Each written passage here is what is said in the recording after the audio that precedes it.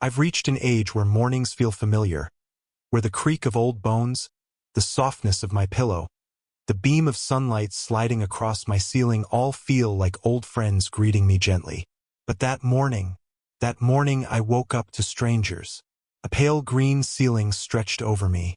The walls hummed with fluorescent light, and the sharp sting of antiseptic clung to the air, crawling into my nose and pulling me violently awake. I blinked once, twice, and then sat up slowly. This wasn't my bedroom. This wasn't my house. This wasn't my life. Before I could gather myself, a woman in scrubs walked past my doorway. I croaked out a hoarse, brittle, "Excuse me?" She froze, stepped backward, and gave me a smile I recognized immediately. Not a warm smile, not a relieved smile, a professional smile, as if she practiced it in the mirror every morning. "Oh, Mr. Patterson," she said warmly. "You're awake. How are you feeling?" "How am I feeling?" I repeated. "Where am I?" "Riverside Extended Care Facility." I frowned. "For how long?" 3 days now. 3 days. 3 whole days of my life, gone like a handful of sand tossed into the wind that I tested my arms, my legs. No pain. No weakness. No trembling. There had to be a mistake. A terrible, impossible mistake. There's been some misunderstanding. I don't belong here, I told her firmly. Her expression softened, not with empathy, but with condescension. "Your son Marcus," she said gently, signed all the paperwork. "He mentioned you might be confused at first." Confused. That word stung deeper than it should have. Because I wasn't confused. I wasn't foggy. And I sure as hell wasn't supposed to be in a nursing facility. "I need to call my son," I said. "Now." "Of course. I'll bring you a phone." But the phone she brought wasn't mine. It was a little gray flip phone, the kind they hand to patients who might lose things. My smartphone was gone. So were my keys, my glasses, my normal life. She brought me a plastic bag containing my watch, my wallet, my wedding ring, and nothing else. "Where is my phone?" I asked. "Marcus took it," she said simply. "He told us you were calling random people and worrying neighbors." That was a lie. Clean, polished, rehearsed lie. I called Marcus anyway. When he answered, he sounded irritated, rushed, like I was a problem he forgot he had. "Dad, I'm in a meeting." I didn't waste time. "Why am I in a nursing home?" Silence. Then a sigh. "Dad, we talked about this."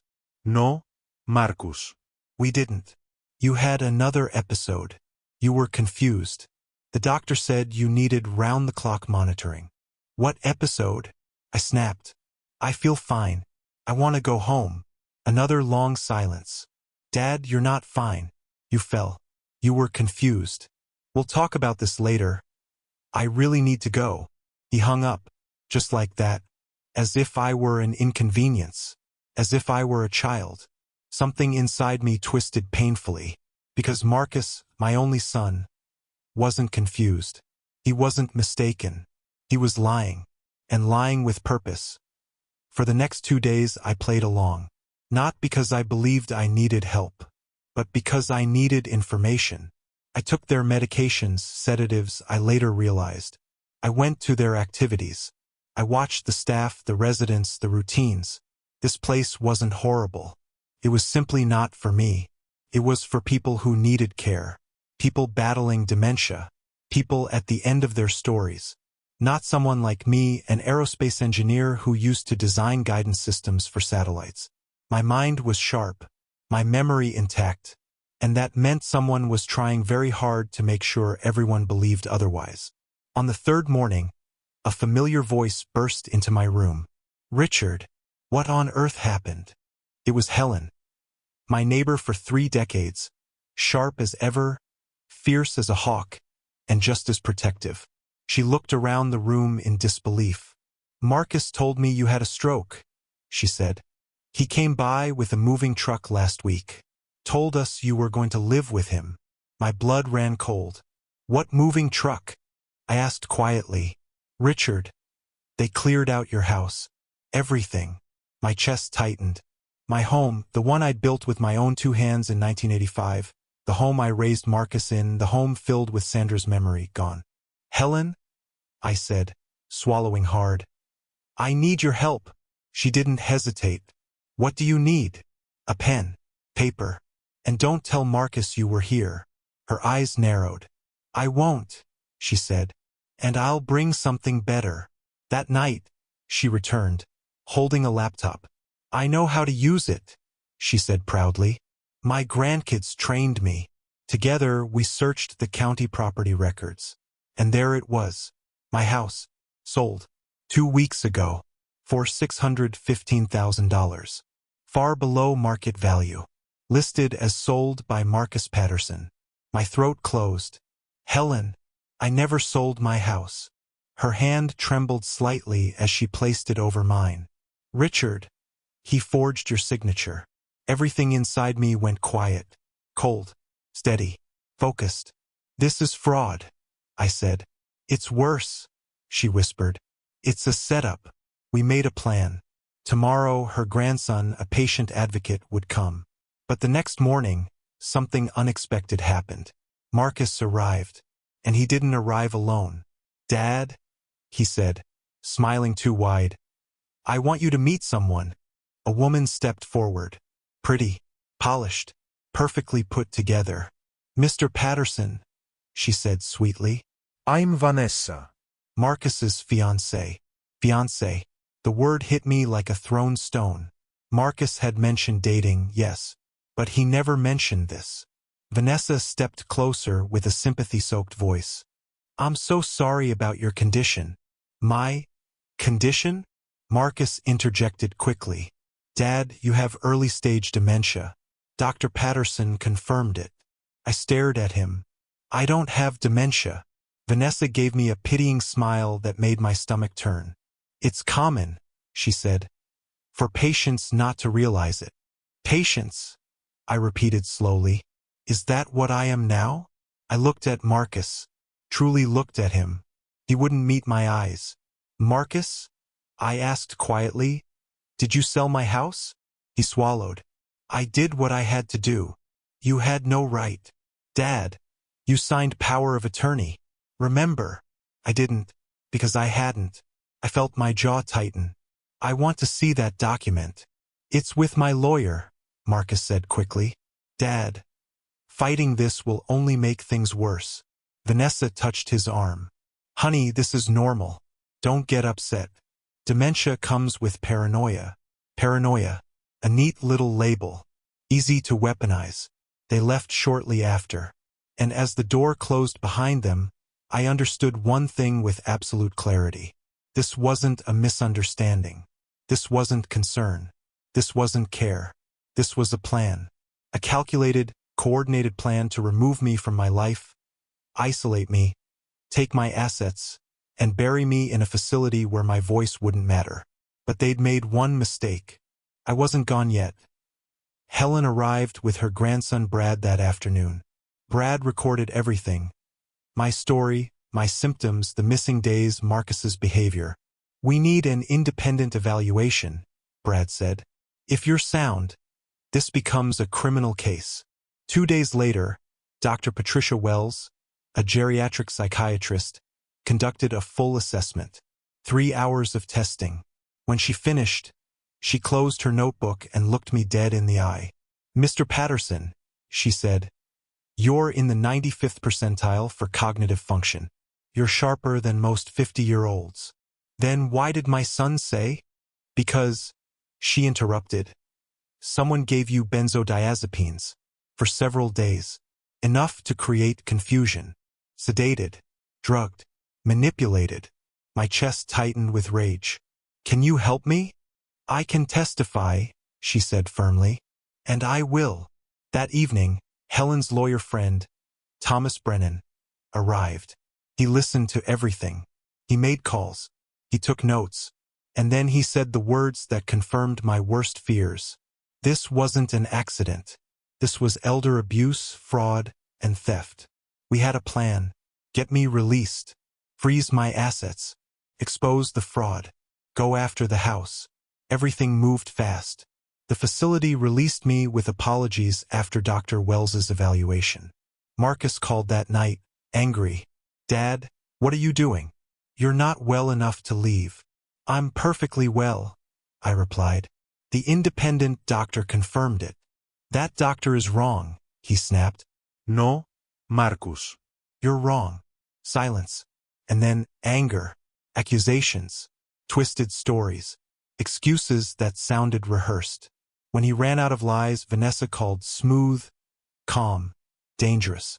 She warned me to stop fighting, that I couldn't win, that no one would believe a confused old man. I almost laughed, because if I was confused, if I was weak, if I was lost, they would have gotten away with it. But I wasn't, and I was just getting started. The emergency court hearing was set for 3 days later. My heart pounded, but I stayed calm. I had evidence, witnesses, and Dr. Wells ready to testify. For the first time in over a week, I felt in control. Marcus and Vanessa arrived with their lawyers. They sat together, confident, smug, like predators who thought they'd trapped their prey. I walked in with Brennan, my lawyer. My steps were steady, my eyes unflinching. I was ready. The hearing began. Marcus's lawyer went first. He presented Dr. Patterson's evaluation, a single 15-minute visit where the doctor had pronounced me cognitively impaired. He offered Marcus's testimony, painting me as forgetful, confused, and at risk. The power of attorney document was presented, dated just 2 months prior, supposedly signed by me. It all looked convincing. Then Brennan stood. The cross-examination began. "When exactly did your father sign this power of attorney?"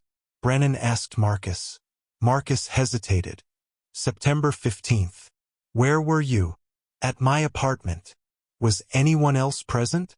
"Yes, Vanessa." I clenched my fists. "And when did you arrange for his commitment to Riverside Extended Care?" "September 20th. 5 days later." "And the house sale?" Brennan pressed. "October 1st. 2 weeks after the alleged incident." "Fast, suspiciously fast." "The house, sold to Palmer Properties Management, Vanessa's company." Brennan turned to Dr. Wells. "Doctor, in your professional opinion, does Mr. Patterson require full-time care?" "Absolutely not," she said firmly. "He is cognitively sound and fully capable of independent living. His commitment was fraudulent." Gasps echoed through the courtroom. Even the judge leaned forward, attentive. Marcus's lawyer tried to counter, but the evidence was overwhelming.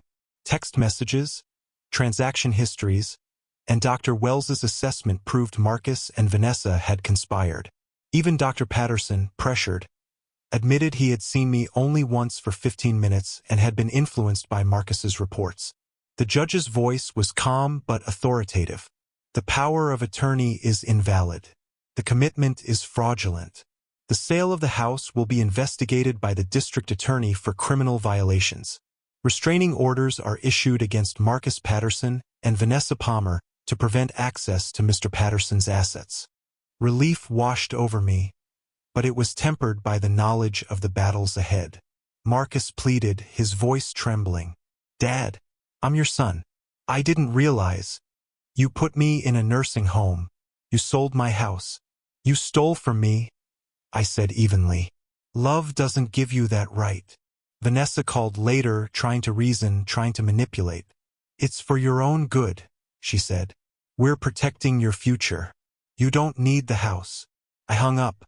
8 months later, after the criminal investigation and civil litigation, justice was served. Dr. Patterson faced charges for medical fraud. Marcus served 2 years, surrendered his CPA license, and was barred from power of attorney over any family member. Vanessa was sentenced to 5 years in prison for elder abuse, conspiracy, and real estate fraud. Palmer Properties Management returned the house to me, along with $200,000 in damages. Slowly, with Helen's help, I moved back in. My home wasn't exactly as it had been. Most of my furniture and belongings were gone, but it was mine again. I rebuilt. I restored. I made it my sanctuary once more. Marcus reached out, seeking forgiveness. I didn't answer. Love alone couldn't erase betrayal. Blood alone didn't grant him immunity from accountability. One day, maybe I'd respond. For now, I focused on my dignity, my independence, and my peace. I realized then, at 76 years old, that surviving isn't enough. We deserve to thrive. We deserve to reclaim what's ours, to fight back, and to honor our worth, even if the betrayal comes from someone you called family. Family isn't always blood. Sometimes, family is the neighbor who stood by you, the lawyer who fought for truth, the inner strength you didn't know you had until the world tried to take everything away. I am Richard Patterson, retired aerospace engineer, survivor, and the man who refused to be a victim in his own life.